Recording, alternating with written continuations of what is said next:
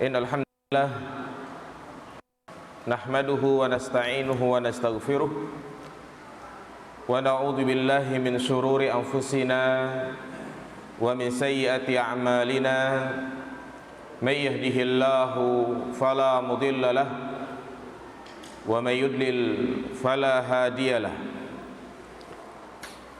Asyhadu an la ilaha illallah wahdahu la syarika lah wa asyhadu anna Muhammadan abduhu wa rasuluhu la nabiyya ba'dah. Allahumma salli ala Muhammad wa ala ali Muhammad. Qala Allah Ta'ala fil Qur'anil Karim, ya ayyuhan nasu taqu rabbakumul ladzi khalaqakum min nafsin wahidah wa khalaqa minha zawjaha wa bassa minhuma rijalan katsiran wa nisaa wattaqullaha alladzi tasaaluna bihi wal arham innallaha kana 'alaikum raqiba. Wa qala an-nabiy sallallahu alaihi wasallam, fa inna asdaqal hadisi kitabullah wa khairal hadi hadi Muhammadin sallallahu alaihi wasallam wa syarrul umuri muhdatsatuha fa inna kulla muhdatsatin bid'ah fa inna kulla bid'atin dhalalah wa kulla dhalalatin finnar. Amma ba'du, ayyuhal ikhwah, a'azzani Allah wa iyyakum jami'an. Alhamdulillah, bersyukur kita kepada Allah Subhanahu wa Ta'ala yang telah mentakdirkan kita semua untuk mendapati dan memasuki 10 hari terakhir di bulan suci Ramadan.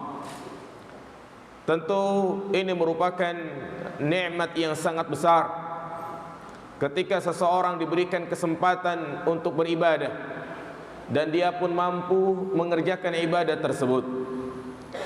Karena 10 hari terakhir di bulan suci Ramadan merupakan puncak keistimewaan bulan yang mulia ini. Allah Subhanahu wa Ta'ala bersumpah dengan malam-malam yang ada di dalamnya, wal fajri walayalin ashar, demi fajar dan demi malam yang 10. Sahabat Abdullah bin Abbas menyebutkan yang dimaksud dengan malam yang 10 di sini yaitu 10 hari terakhir di bulan suci Ramadan. Karena terdapat di dalamnya satu malam yang itu lebih baik dari 1000 bulan. Siapapun yang mengerjakan ibadah di dalamnya, baik itu ibadah mahdhah maupun ibadah ghair mahdhah, maka lebih utama, lebih baik dari ibadah yang dikerjakan selama 1000 bulan.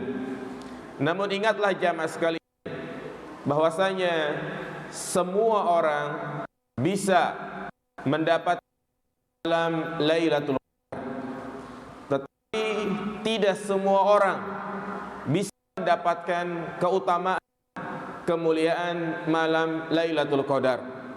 Seperti halnya bulan suci Ramadan, semua orang yang hidup saat ini mereka mendapati bulan yang penuh dengan keberkahan ini, baik muslim maupun non muslim.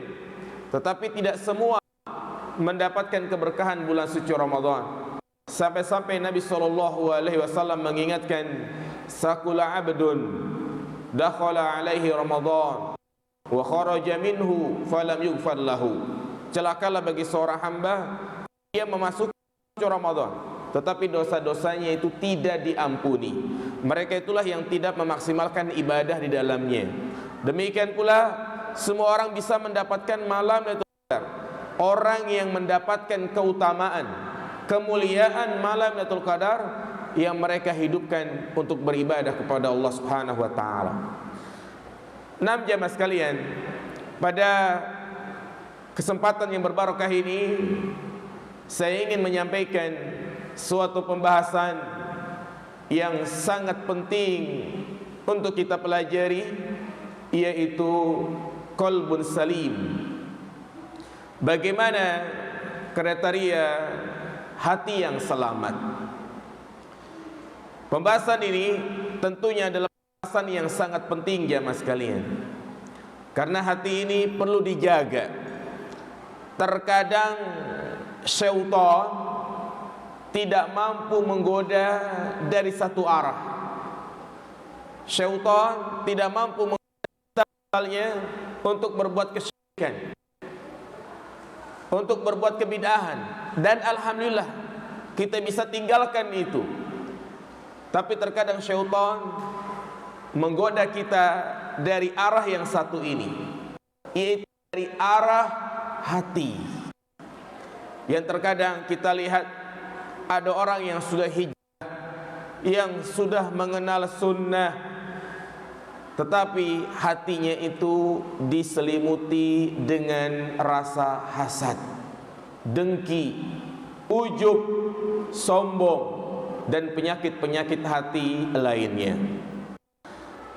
Ketahuilah jamaah sekalian, Rasul kita Muhammad sallallahu alaihi wasallam mengingatkan, ala wa inna fil jasadi mudghah idza saluhat saluhal jasadu kullu wa idza fasadat fasadal jasadu kullu. Ketahuilah bahwasanya di dalam tubuh seseorang terdapat segumpal daging yang apabila baik, maka seluruh anggota tubuh yang lain pun ikut baik. Tetapi apabila segumpal daging tersebut jelek, maka akan menjadi jelek seluruh anggota tubuh yang lain. Apa segumpal daging tersebut? Rasulullah mengatakan, ala wahiyal qalbu. Segumpal daging tersebut adalah hati, yang memiliki peran yang sangat penting di dalam tubuh kita, yang menjadi komando, penentu, yang memerintahkan, sehingga apabila hatinya baik, maka tangan, kaki, lisan, mata, telinga semua menjadi baik. Tetapi kalau hati ini memerintahkan kepada keburukan, maka semuanya akan menjadi. Makanya Islam adalah agama yang memiliki perhatian besar terhadap hati jamaah sekalian.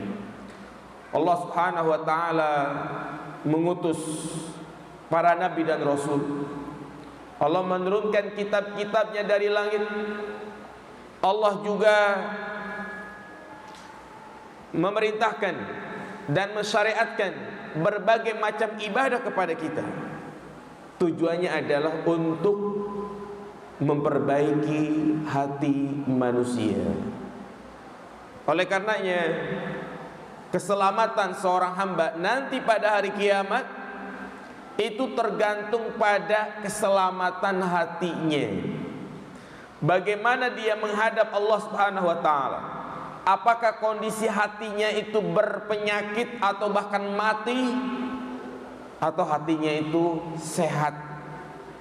Makanya Allah Subhanahu wa taala berfirman dalam surat Asy-Syu'ara ayat 88, yauma la yanfa'u malun wala banun illa man atallaha biqalbin salim.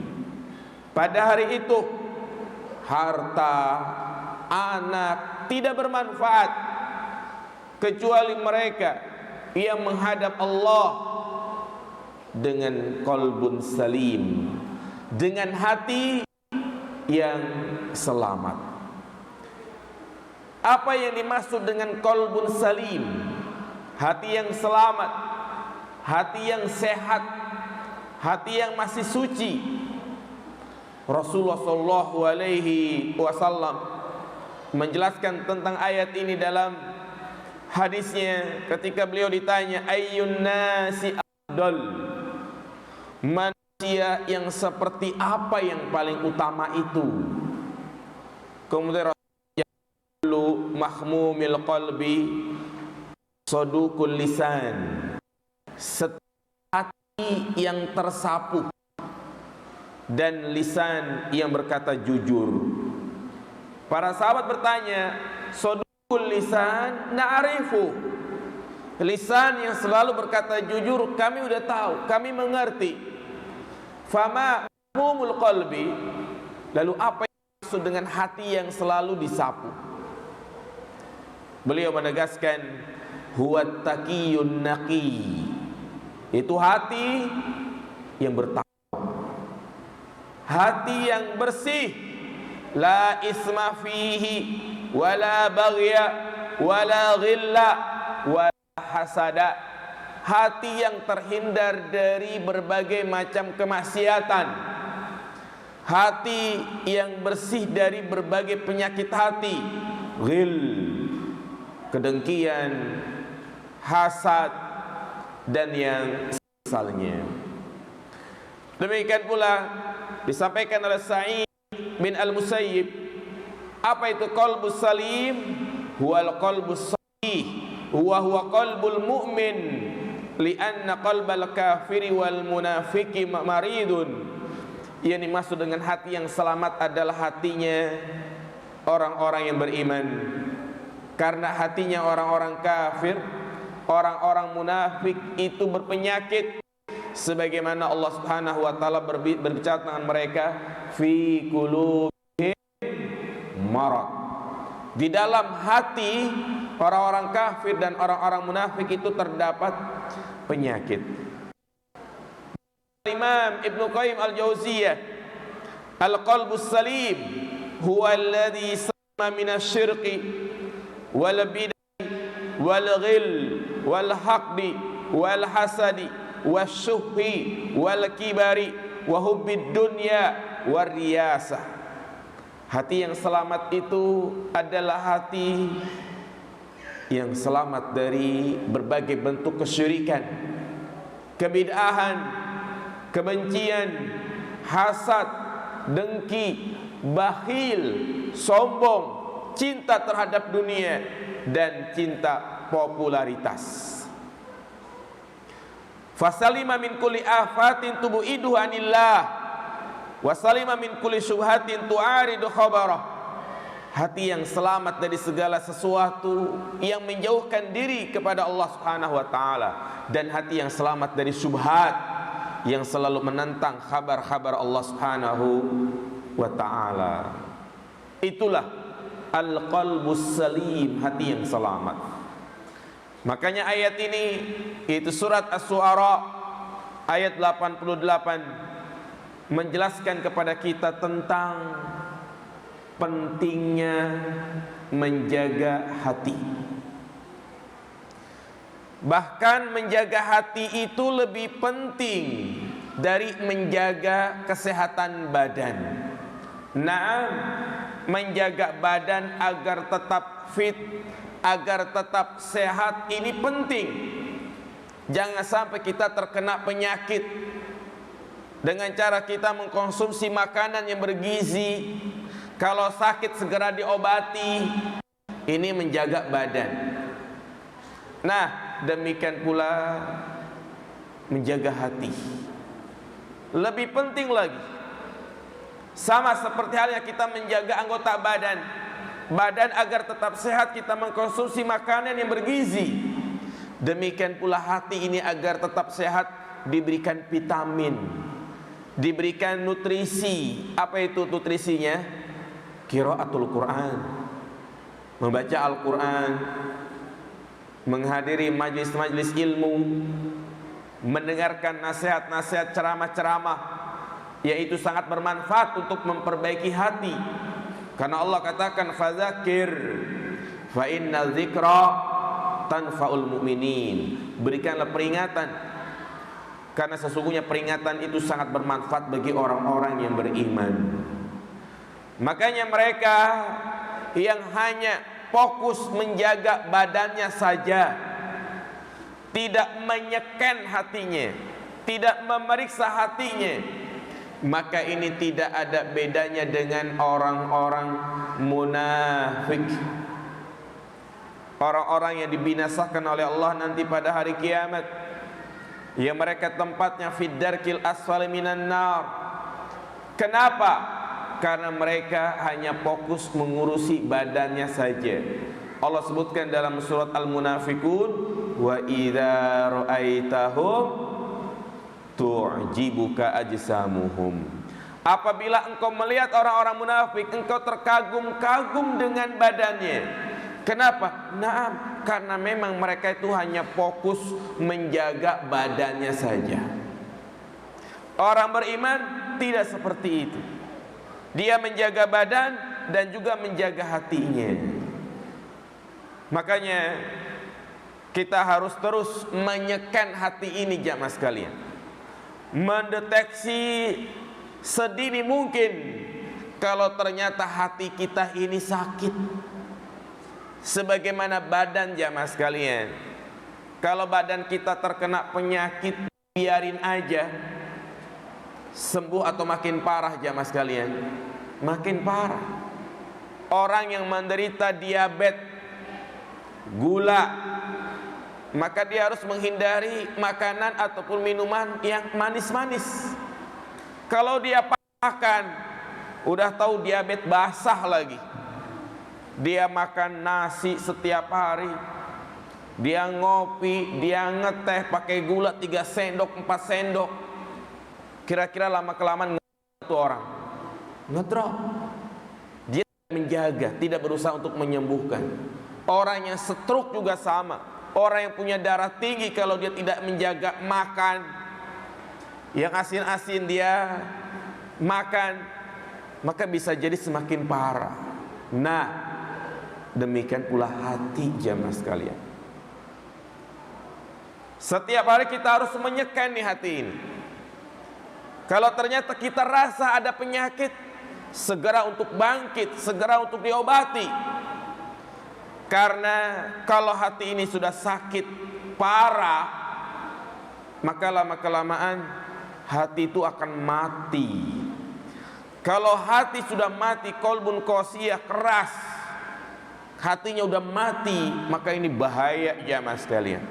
Apapun yang disampaikan kepadanya tidak bermanfaat sama sekali. Hatinya tidak terenyuh dengan penyampaian tentang surga, neraka. Orang-orang seperti inilah orang-orang yang binasa. Falamma zagu azagallahu qulubahum. Tatkala hatinya berpaling, bergelimang dalam kemaksiatan, menikmati nyaman dengan kemaksiatan tersebut, Allah biarkan dia terus berpaling. Wa man a'rada an dzikri fa inna lahu ma'isyatan donka. Jadi diberikan dia kehidupan yang sempit. Artinya nanti pada hari kiamat dia akan dibalas dengan sebab kerasnya hatinya tersebut. Jadi jangan sampai kita biarkan jamaah sekalian. Scan, apa di antara tanda-tanda hati ini mulai terkena penyakit? Di antaranya mungkin tatkala dia sholat gak pernah khusyuk, sulit untuk khusyuk. Kadang mungkin awal khusyuk, tapi rokat yang kedua, ketiga, keempat lupa. Yang dia ingat adalah apa-apa yang ada di luar sholat. Ingat usahanya, ingat istrinya, ingat dagangannya. Bahkan kadang barang yang hilang ingatnya pas lagi apa? Pas lagi sholat. Kehilangan kunci, dia mikirin terus taruh di mana ya? Oh ingat, digantung depan pintu. Kadang lebih parah lagi, dia sholat, ingat-ingat pas tahiyat akhir. Lah, kok udah tahiyat akhir aja cepet banget, nggak sadar di rakaat pertama, kedua, ketiga. Nah nih, kalau sholatnya begini terus, berarti hatinya itu bermasalah. Ya, habis sholat bukannya berzikir, yang dia lihat pertama apa? HP, dia lihat WA, dia lihat apa namanya media-media sosial, bukannya berzikir. Ya, karena kehusyuan itu berkaitan dengan amalan hati. Khusyuk itu ada di hati, di mana dia merasa sedang sholat. Yang dia ingat hanyalah Allah Subhanahu wa ta'ala. Juga di antara tanda ini sudah mulai terkena penyakit. yaitu di mana dia nggak betah membaca Al-Quran. Nggak bisa lama, 5 menit, 10 menit, hawanya udah gelisah, matanya sepet. Tapi kalau dengerin musik berjam-jam. Nah, ini bahaya jamaah sekalian. Ya, menghadiri majelis ilmu keteteran mulu, gelisah, seakan-akan berada di atas kompor, dikit-dikit ngelihat jam, ini kapan selesainya kajian. Iya. Nah, ini jamaah sekalian, kalau kita mengalami hal-hal seperti ini, berarti hati kita udah nggak beres. Kalau dibiarin nih, maka semakin bahaya. Lama kelamaan bakal mati hati ini jamaah sekalian. Iya. Jadi ini semua menunjukkan kepada kita tentang pentingnya menjaga hati, mendeteksi secara dini apakah hati ini masih sehat atau sudah terkena penyakit.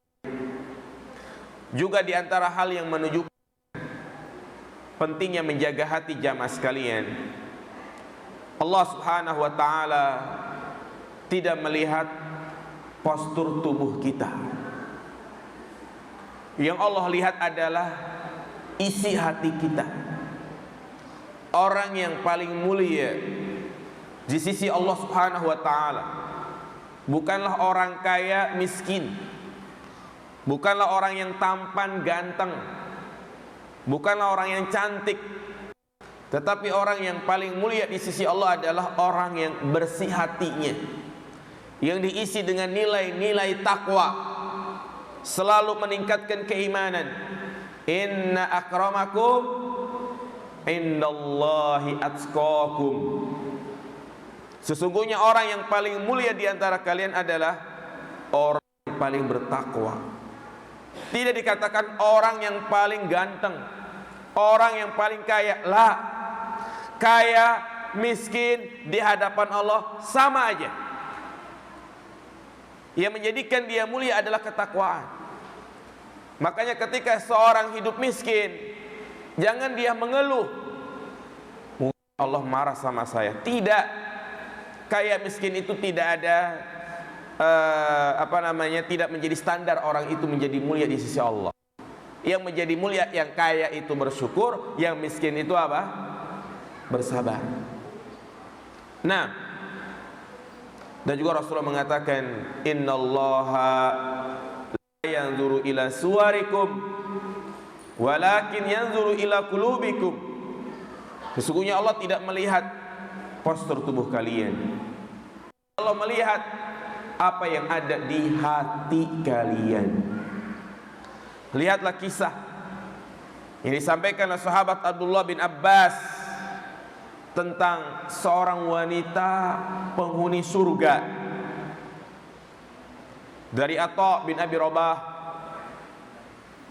sahabat Abdullah bin Abbas mengatakan kepadanya, ala urika imra'atan min ahli jannah.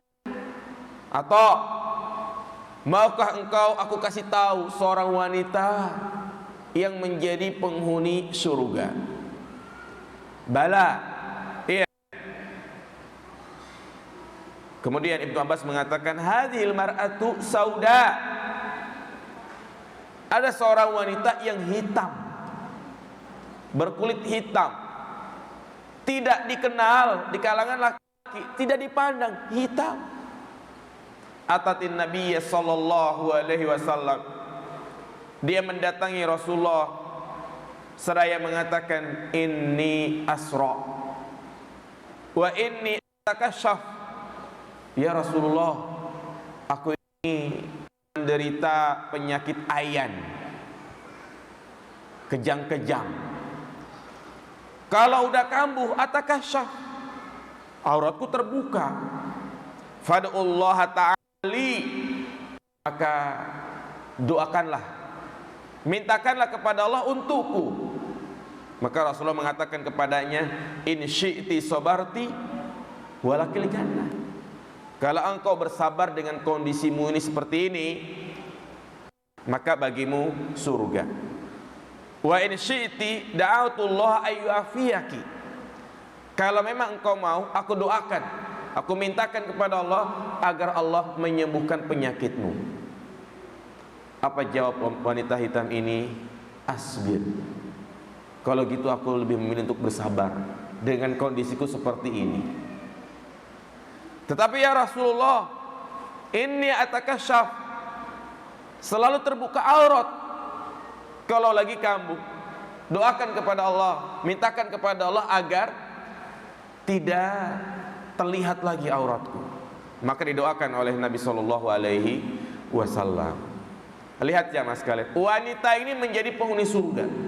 Walaupun kulitnya itu hitam, fisiknya, parasnya, ya, tidak menarik kalau dilihat, tetapi dia menjadi orang yang mulia, wanita penghuni surga, karena hatinya yang bersih.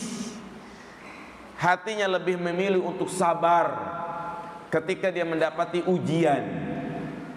Ini yang dinilai oleh Allah Subhanahu wa ta'ala. Iya. Dan juga di antara hal yang menunjukkan pentingnya hati jamaah sekalian, pentingnya kita selalu mengkontrol hati kita. Allah Subhanahu wa ta'ala tidak hanya melihat kuantitas amaliyah ibadah kita, tetapi Allah juga melihat kualitas hati kita. Bahkan yang penting bagi Allah itu adalah kualitas hati, bukan hanya sekedar kuantitas amal. Pahami ini jamaah sekalian. Artinya seorang percuma rajin ibadah, rajin sholat, rajin puasa, menghadiri majlis-majlis ilmu, kalau ternyata hatinya itu kotor, percuma jamaah sekalian. Lebih baik orang yang amalannya biasa aja, hanya mengerjakan ibadah-ibadah yang wajib, yang sunnah pun mungkin dia kerjakan sebisanya, tetapi hatinya itu bersih. Hal ini terjadi di zaman Nabi Shallallahu Alaihi Wasallam. Dari sahabat Anas bin Malik, ketika Rasulullah SAW mengadakan kajian seperti ini, dan itulah yang menjadi kebiasaan beliau, mengadakan majlis ilmu, menyampaikan ayat-ayat Al-Quran dan hadis-hadis. Beliau di tengah sedang mengaji mengatakan, yattali'u alaikumul an rajulun min ahlil jannah. Sebentar lagi mau datang nih seorang penghuni surga. Tidak lama dari ucapan tersebut, datanglah seseorang yang penampilannya itu sederhana, lihyahnya basah, jenggotnya basah karena bekas air wudhu. Juga dia lagi nenteng sendal, udah langsung duduk ikut bermajlis. Ya, besoknya Nabi sama bilang seperti itu, lagi kajian. Jannah, sebentar lagi nih mau datang seseorang yang dia menjadi penghuni surga. Tidak lama datanglah orang yang sama, penampilannya sederhana, jenggotnya basah bekas air wudhu, lagi nenteng sendal. Dan para sahabat pun ya biasa aja. Baru keesokan harinya, berarti yang ketiga kalinya Nabi mengatakan hal yang sama. Sementara mau datang nih seorang penghuni surga, mulai Nabi mengatakan sampai seperti itu. Makanya sahabat yang hadir matanya mulai tertuju kepada orang yang sama dari kemarin. Sampai-sampai ada seorang sahabat yang bernama Abdullah bin Amr bin Al-As penasaran, pengen tahu rahasianya, kok bisa-bisanya Nabi mengatakan orang ini termasuk penghuni surga, langsung dijamin. Ya, inilah orang-orang yang dijamin masuk surga di dunia secara khusus ta'yin, seperti Abu Bakar, Umar, kemudian Ali, yang langsung dikatakan masuk surga. Maka dalam rangka pengen tahu, Abdullah bin Amr bin Al-As meminta izin kepada orang tadi untuk ngapain? Nginep di rumahnya. Dia mengatakan, aku ada masalah dengan keluargaku, ya, aku ingin bermalam, ingin bertamu, ya, 3 hari. Maka di hari pertama, di malam pertama, dia perhatiin tuh, apa sih ini rahasia ibadahnya. Malam-malam dia liatin, ini orang sholat tahajud nggak? Dia tungguin, dia liatin, ternyata nggak sholat tahajud. Bangunnya pas subuh, ya. Ya mungkin dia berprasangka, mungkin hari ini dia capek, besok kali dia kerjakan. Besoknya sama juga, enggak sholat tahajud, bangun pas subuh. Artinya tidak ada yang istimewa. Di hari yang ketiga pun sama demikian. Tapi ini bukan berarti dalil ya kita lebih baik enggak sholat tahajud, tidak, jemaah sekalian. Orang ini dia meninggalkan sholat tahajud karena memiliki keistimewaan khusus. Di hari yang ketiga ya karena memang maksimal bertamu itu 3 hari, nggak boleh lebih. Dia pun udah berterus terang, sebenarnya aku tidak memiliki masalah besar dengan keluarga. Aku bertamu di sini hanya ada satu tujuan. Nabi menceritakan tentang kamu bahwasanya engkau itu termasuk penghuni surga. Pengen tahu rahasianya apa? Oh itu. Maka disampaikan olehnya, ghaira anni la ajidu fi nafsi li ahadin minal muslimin gishan wa hasada ahadan ala khairin a'tahu iya.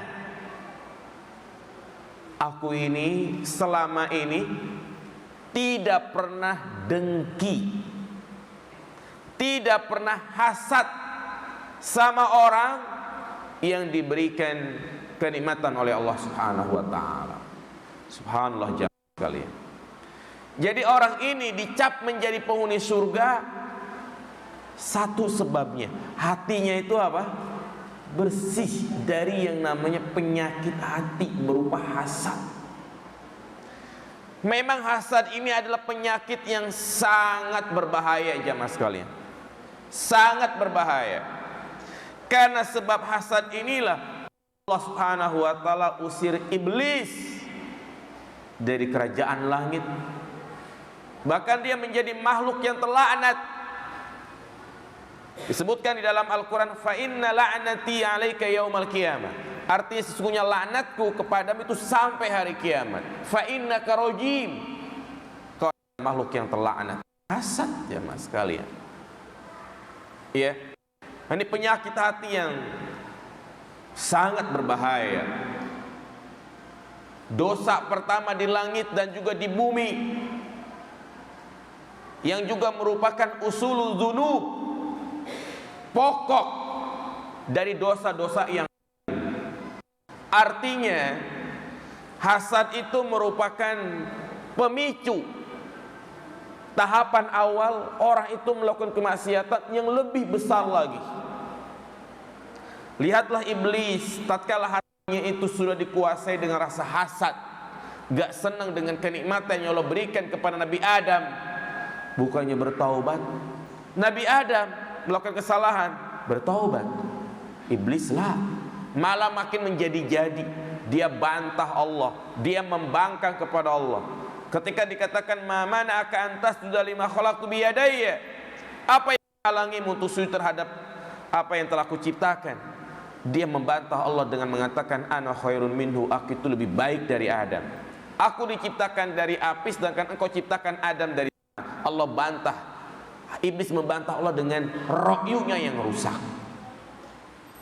Karena sebab hasad, saudara-saudara Yusuf ingin membunuh Yusuf. Ada di antara mereka yang mengatakan uqtulu Yusuf, bunuh saja tuh Yusuf.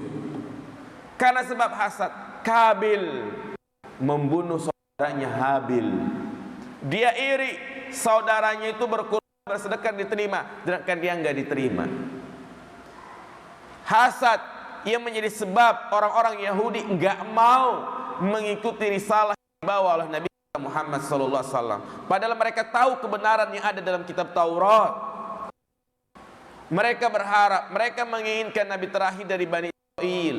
Ternyata Allah jadikan Nabi terakhir dari Bani Israel.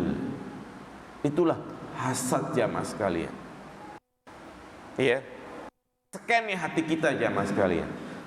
Kalau hati ini sempit, gelisah, ketika ada kita mendapatkan nikmat, tetapnya mobil baru, saudara kita diterima di Jamiah Islamiyah, saudara kita sudah mulai tampil, berceramah, mengajar, kalau hati ini gelisah, sempit, nah ini benih hasad tuh kayak begitu. Iya, mendengar di pesantren dia sudah 3 tahun tapi hafalannya cuma 10 juz. Anak baru setahun sudah selesai hafalannya. Ada rasa enggak senang, itulah hasad. Iya. Panitia pengajian, ketika misalnya ada pengajian yang berbarengan, yang satu jamaahnya banyak, yang satu jamaah sedikit, yang jamaah sedikitin panitianya gelisah, kayak ada rasa enggak senang dengan majelis yang satu yang jamaahnya banyak. Inilah gelisah, inilah hasad jamaah sekalian. Iya. Jadi hasad ini bukan hanya menimpa orang-orang awam, para penuntut ilmu, ustadz pun bisa terkena apa? Hasad.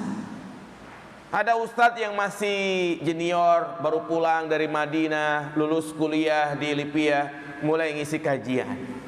Ya, ini ustadz-ustadz yang senior merasa gerah, bahkan bangga, senang, dia terbantu dengan dakwahnya. Tapi ternyata hatinya itu gelisah, nggak senang, selalu mencari-cari kesalahan. Inilah hasad jamaah sekalian. Ya, panitia pengajian yang terkadang ingin selalu tampil di muka, ingin tampil terdepan, ingin selalu pendapatnya diakui, ya, mencari popularitas. Padahal sebaik-baik perbuatan baik adalah disembunyikan. Lebih baik dia berada di belakang background, dia membantu tersebarnya dakwah sunnah. Makanya kalau sudah hati ini pengen dianggap, pengen terdepan, pengen tampil, maka sangat mudah baginya terkena penyakit apa? Hasad. Ini sangat bertentangan dengan prinsip-prinsip agama Islam.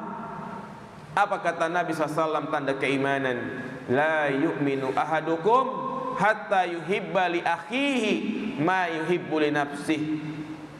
Tidak beriman salah seorang di antara kalian sampai dia mencintai apa yang ada pada saudaranya sebagaimana dia mencintai apa yang ada pada dirinya. Kita ketika mendapatkan kenikmatan, punya mobil baru, punya kendaraan baru, punya rumah baru, senang gak jamaah sekalian? Senang. Nah, demikian pula kalau kita mendapati ada kerabat, teman, saudara kita mendapatkan kenikmatan tersebut, maka kita sebagai saudaranya adalah senang, bahagia, dan kepadanya mengucapkan selamat, alhamdulillah. Tapi kalau hati ini enggak senang, nah itulah hasad ya mas sekalian. Ini tahapan pertama nih. Kalau ini dibiarkan, tidak dia segera usir dari hatinya, maka kan ada tahapan yang kedua. Makanya Al-Imam Syekhul Islam Ibn Taimiyah mengatakan, ma khalal jasadu minal hasadi. Manusia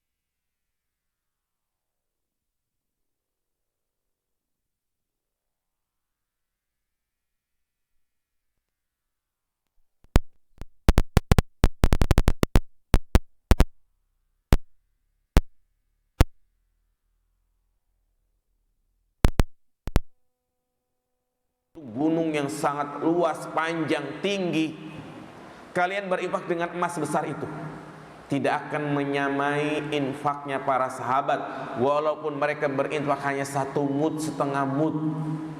Kenapa? Karena mereka memiliki hati yang bersih. Makanya Allah jadikan mereka itu menjadi uzara Nabi Muhammad SAW, sebagai sahabat Nabi SAW. Karena kebersihan hatinya, tumbuh di dalam dirinya itu sifat-sifat terpuji. Hatinya bersih. Lihat bagaimana para sahabat menjadi orang yang paling dermawan, enggak bakhil, enggak pelit. Sahabat mereka lomba-lomba dalam berinfak, bersedekah. Datang Umar bin Khattab berharap ingin menyaingi sedekahnya Abu Bakar. Ya Rasulullah, ini aku ingin bersedekah setengah dari hartaku. Setengah hartanya aja mas sekalian.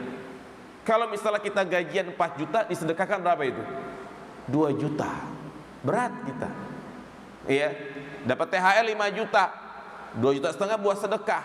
Mudah atau gampang? Susah. Iya, kadang ya mungkin cuma 50.000, 100.000. Itu pun hitung-hitungan. Iya. Tapi sahabat Umar setengah hartanya.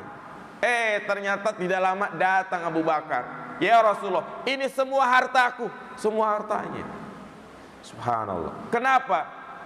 Mereka memiliki sifat yang terpuji, ya, karena mereka memiliki hati yang bersih. Hati yang bersih menumbuhkan sifat keberanian.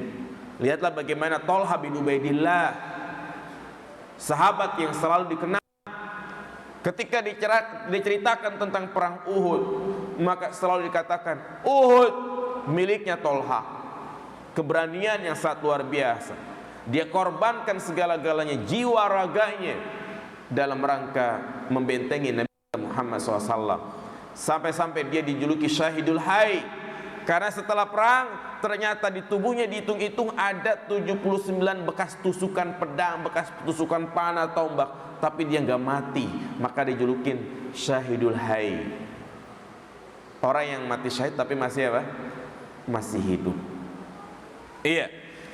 Jadi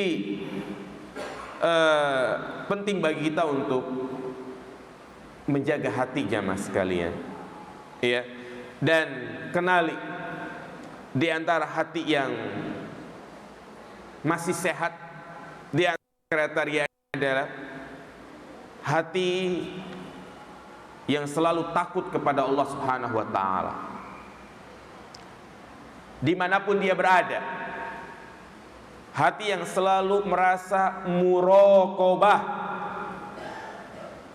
Inilah derajat keislaman yang paling tinggi, yaitu al-ihsan. Allah ka'annaka tarah, fa illam takun tarahu fa innahu yaraka.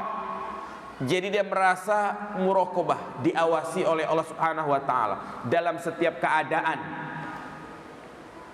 Ketika dia sedang sendirian, maka dia merasa diawasi oleh Allah sehingga dia pun tidak mengerjakan maksiat. Ketika dia beribadah, maka dia berusaha untuk memperbaiki ibadahnya karena Allah lihatin dia. Sama seperti halnya kita, ya. Kita bakal memperbaiki diri kita. Kalau misalnya ingin disiarkan, misalnya sholat malam tarawih, ada siaran langsung di Metro TV, di TV One, ya kan, pasti kita akan memperbaiki sholat kita, ya, karena bakal disorot live streaming. Nah, ini yang menyorot kita siapa? Allah Subhanahu wa taala. Iya. Jadi tumbuhkan rasa takut kepada Allah Subhanahu wa taala, karena ini merupakan sifatnya orang-orang yang beriman, sifatnya para nabi dan rasul, ya. Dan juga tidak ada balasan bagi mereka yang selalu takut kepada Allah kecuali surga. Waliman khafa maqama rabbih jannatan. Bagi orang yang takut kepada kebesaran Allah, baginya 2 surga. Iya. Dan untuk menumbuhkan rasa takut kepada Allah adalah perbanyak membaca Al-Quran. Bukan hanya baca, tapi kita menghayati, mentadaburi, mempelajari tafsirnya. Karena Al-Quran itu memberikan pengaruh yang sangat luar biasa. Innamal mu'minuna idza dzukirallahu wajilat qulubuhum wa idza tuliyat alaihim ayatuh zadatum imana. Orang-orang yang beriman itu apabila disebut nama Allah maka hatinya bergetar. Apabila dibacakan ayat-ayat Al-Quran maka bertambah keimanannya. Ya, makanya perlu dipertanyakan seorang yang mengaku Islam tapi nggak pernah baca Al-Quran. Al-Quran hanya dijadikan sebagai pajangan. Ini bagikan orang yang hidup di dunia tanpa adanya ruh. Orang hidup di dunia tanpa ruh mati enggak? Mati. Demikian pula kita hidup tanpa Al-Quran, maka bagaikan bangkai. Iya. Dan juga agar hati ini selalu takut kepada Allah, jamaah sekalian, hadiri majlis-majlis ilmu, majlis yang di dalamnya dibacakan ayat-ayat Al-Quran, hadis-hadis Nabi SAW, nasihat-nasihat.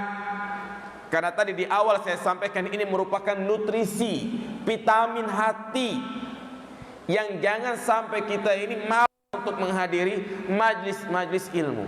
Luangkan waktu kita untuk menghadiri majlis ilmu bagaimanapun kesibukan kita. Prinsipnya itu bukan cari waktu luang. Kadang untuk mencari waktu luang susah.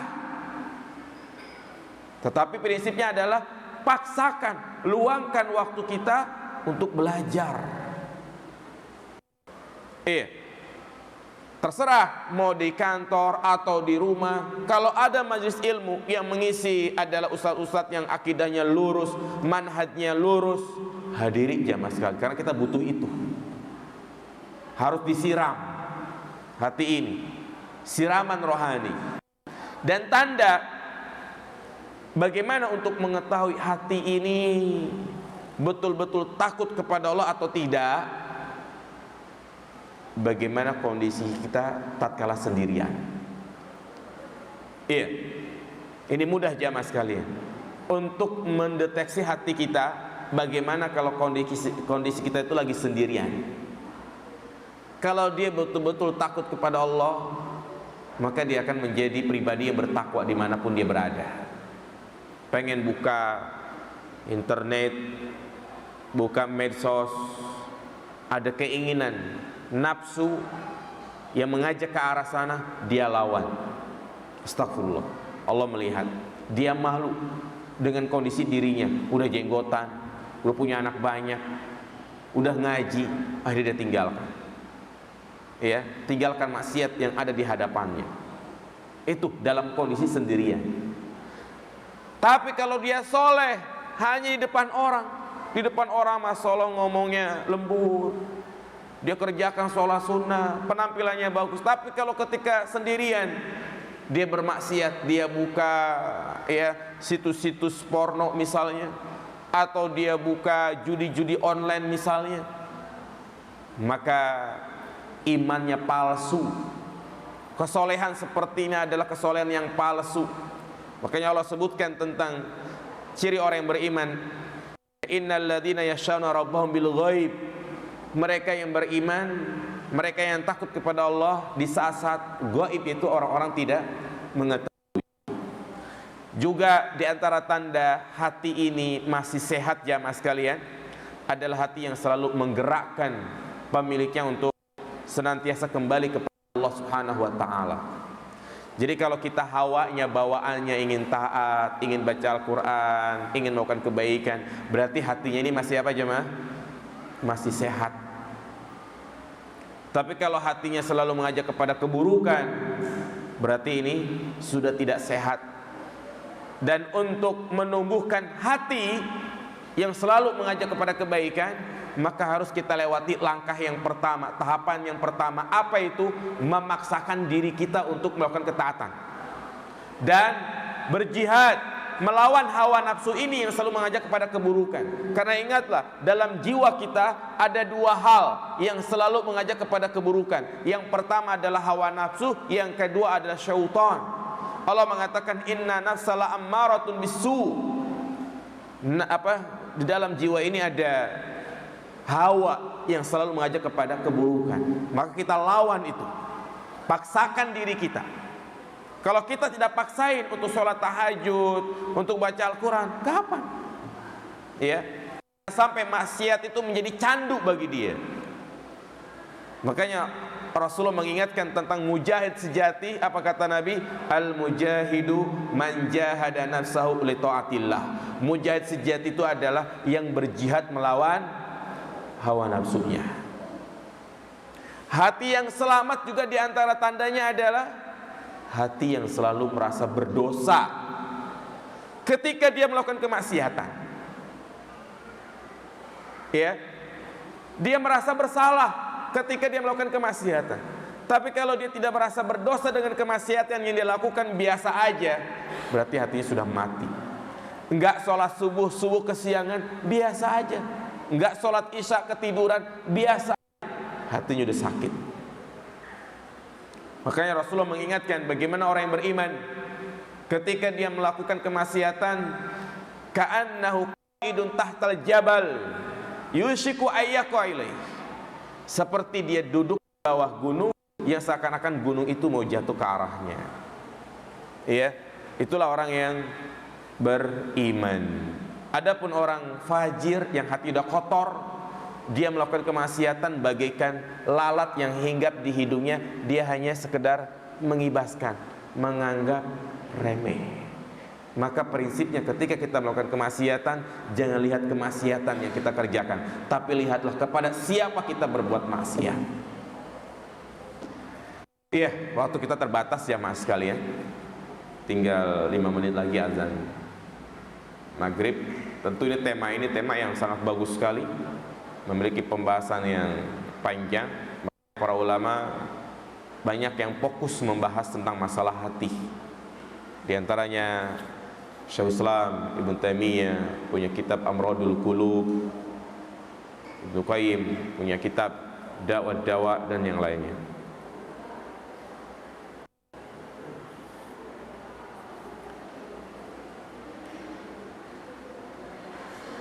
Apakah